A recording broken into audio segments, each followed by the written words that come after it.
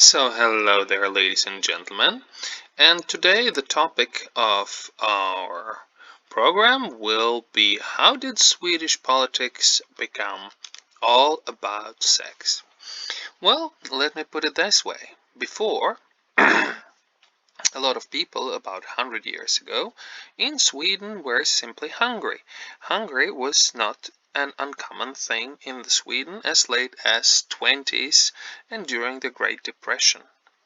So the politics was about left or right, basically wealth distribution. Hungry people wanted some food. But now it has become much more about this, about sex. And why is that? Well, the thing is that there are some people who stand for the traditional Swedish values, which will be simply a very, very liberal attitude towards sex. It goes down in history for hundreds and hundreds of years, and yes, Sweden has had Viking times when men would be gone for months on end, and women would be very free in their choice of partners. So did also the Sweden in the Middle Ages. By the time very many places went quite conservative, Sweden has remained very sparsely populated, and since many women had to herd the cattle, it also meant that they would spend a lot of time outside, and the whole tradition in the country became about women's free choice of sexual partners. Okay? So, eventually, we ended up somewhere in here. This would be a very traditional sort of view of Sweden. Nothing out of ordinary, quite normal situation, common. Girls, happy, sweet, everything.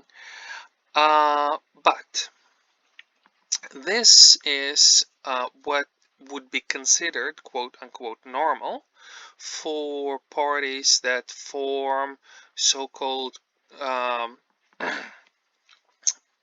so-called bourgeois bloc.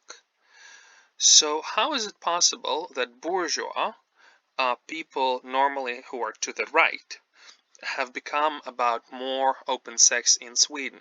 Well, since unlike in, for example, America or some other countries, free and open sex is a traditional Swedish value, and conservative people, they strive towards defending the old, the traditional. That's how it has become a part of mainstream conservative Swedish culture. So it's towards this that our moderates, conservatives, and nationals are striving. And this could be also another quite a representative picture of how quite many people in Sweden would sort of view themselves. And this would be also, although you can see that the person is brunette, maybe person has even some sort of foreign association in the background, maybe her ethnical background is not even Swedish, but you can see that the person quite clearly embodies acceptance of Swedish values. So she is more and more leaning towards the traditional Sweden. And this is also like our sportsmen and sportswomen, and they often would have quite nice outfits, and for many foreigners, those Swedish outfits would be considered as sexy. And that's just a sort of an absolutely average picture of Swedish people going on holidays, like for example to Vietnam, Thailand, or some of those places. And yet again, alcohol is also part of our culture, and let me put it this way, that with some little to moderate consumption of alcohol, people tend to get a little bit more free, right? And they tend to care a little bit less about all kinds of boundaries, traditions, and things like that. Now, this is, so to speak, the new Sweden. And you could see that people who are dressed something like this are featuring more and more in all kinds of places in Sweden. And for many, it would be something that is acceptable. For example, a left party and Green Party have had a very large intake of Muslim conservative forces, and they consider that this is acceptable for New Sweden because in their world, in their understanding of the situation of left party and Green Party, it is that we live in multicultural world, and this type of thing, this type of wear, is completely acceptable, and it should totally be able to coexist with the other types of wear, whilst the traditionalists, whilst the people who are actually so-called moderate party, even Christian Democrat Party, and Swedish Democrats, they would be striving towards something like this, a very open-minded sort of look towards the engagement of sexual nature.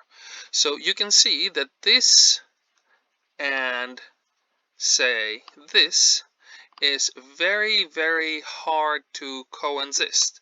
So how do you manage to have this type of things, all kinds of burkas and all kinds of hijabs, with the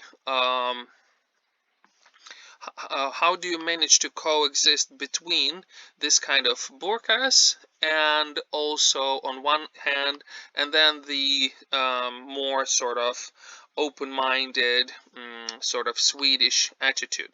How do you make it work together?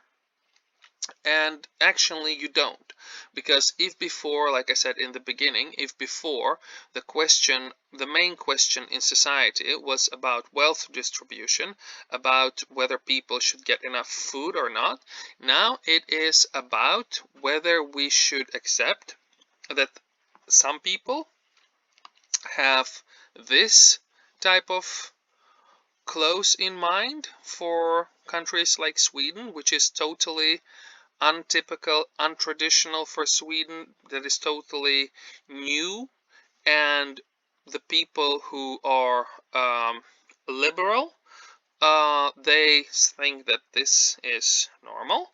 This is just one of the many normals for them.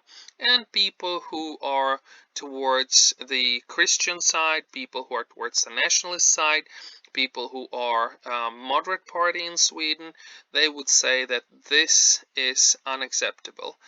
And since this would represent a very, very restricted version, this, I mean, most of us by looking at this, we would sort of understand that kind of out of tradition sex, out of wedlock sex, out of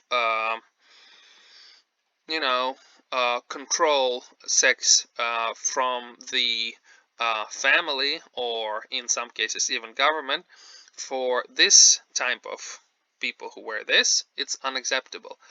And that would be the new normal, which is suggested by, so to speak, left party or social democrats, that it's acceptable. And on the other hand, you have people who are traditionalist in Sweden, for who normality in Sweden would look something like this, or like this, or like this, or like that, or like that. And that's why, ladies and gentlemen, from food, we switched in Sweden to a little bit more personal values, and it is now the key issue, one could say. Should women be able to have sex with who they want, when they want, or do we find it acceptable that women in Sweden could be controlled by some other people, like their men or the clan leaders, or some religious people. Alright, this was Swedish politics for you in short. I hope you feel a little bit smarter about that now, don't you? Well, even if you don't, I hope you enjoyed this show just as much as I did. Bye.